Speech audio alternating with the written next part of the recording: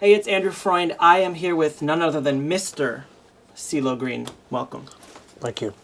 So, my first question for you today is, we're here because I know you're recording, you're going to be recording the single Thank You. Yeah. Tell me a little bit about what this particular version of the song means to you. Well, I'm a part of a project called Power Those Who Protect Us, and this is courtesy of Duracell. This is my second time working with them, and this is quite a noble cause to be a part of. It hit home for me directly. Well, actually, let me explain what it is. It's about the acknowledgement, the appreciation of the volunteer firefighters.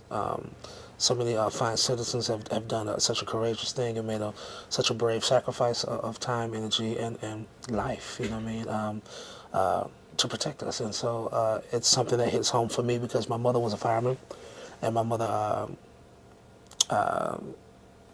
was very special to me, and I wanted to be a fireman when I was a child too. So it's cool. I could see you as a fireman.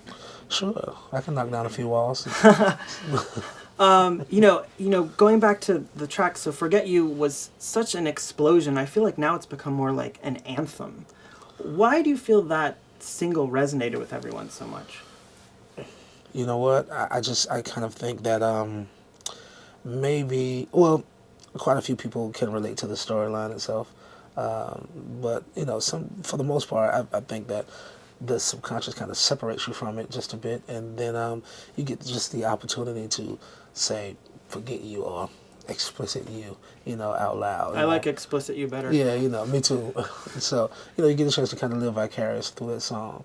And I think the explicit you kind of you can incorporate that, infuse that to just about any kind of incident or aggravation or nuisance that you may be having. You just want to say, "F it."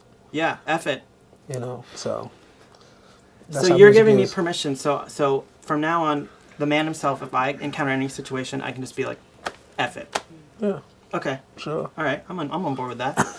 Now I know that this summer you're going on tour with Rihanna, and But you can say "F it" for now. Oh, F it for Either now. you want to say "F it" for now or "F it" completely.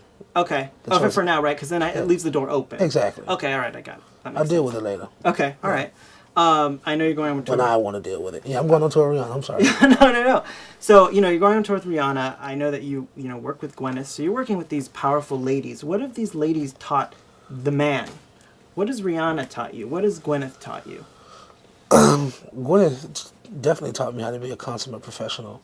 I'm kind of wild and loose and unbridled, and that kind of energy and that approach kind of works for me.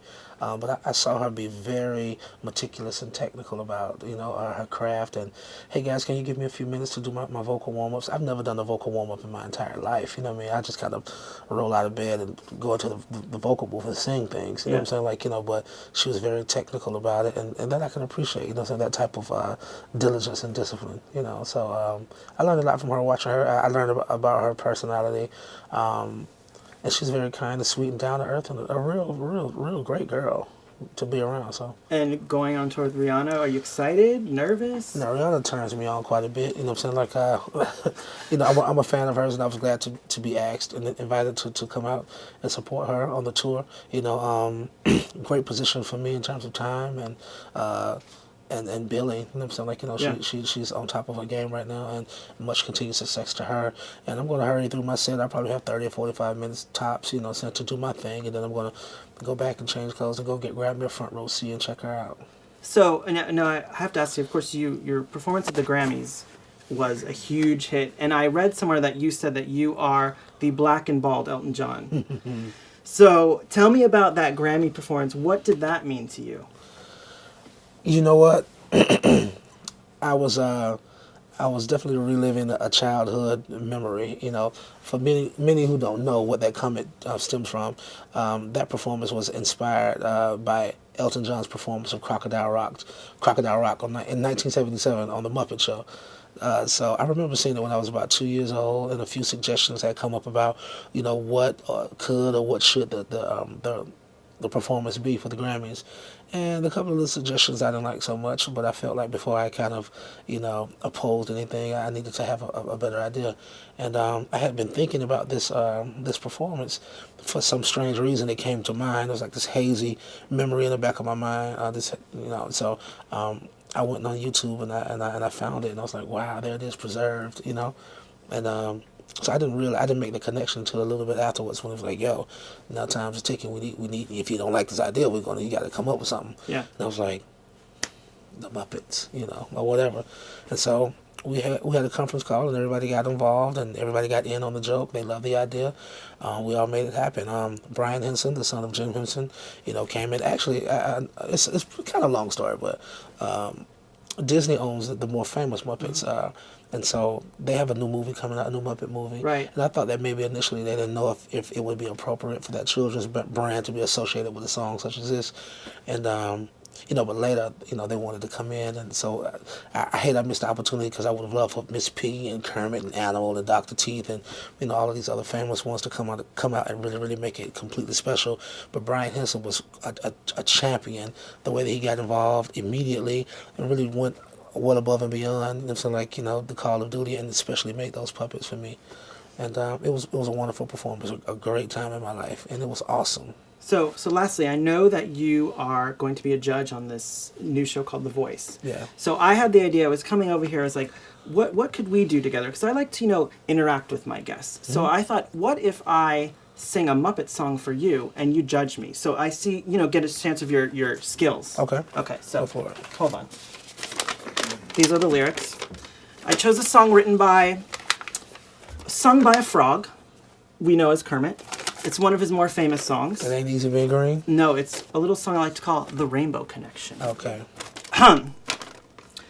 Okay, now I'm getting a little embarrassed. Okay. Why are there so many songs about rainbows? And what's on the other side? Rainbows are visions, but only illusions. And rainbows have nothing to hide. So we've been told, and some choose to believe it. I know they're wrong, wait and see. Someday we'll find it, the rainbow connection, the lovers, the dreamers, and me. Great job, sir. Yeah, so... I think you're in the wrong profession. You should be a singer. What? No, I can't sing. I like interviewing actors, you know, musicians like you.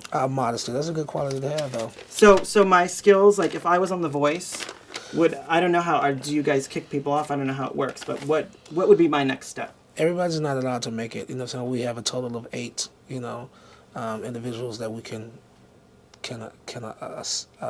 acquire to have a team. So I don't know. But maybe not that song, maybe an entirely different song will give someone another, you know, perspective to judge from. Okay. You know, but I love this song. I remember this. And you didn't do a bad job. Not better than Kermit, but you did a good job. Thanks, man.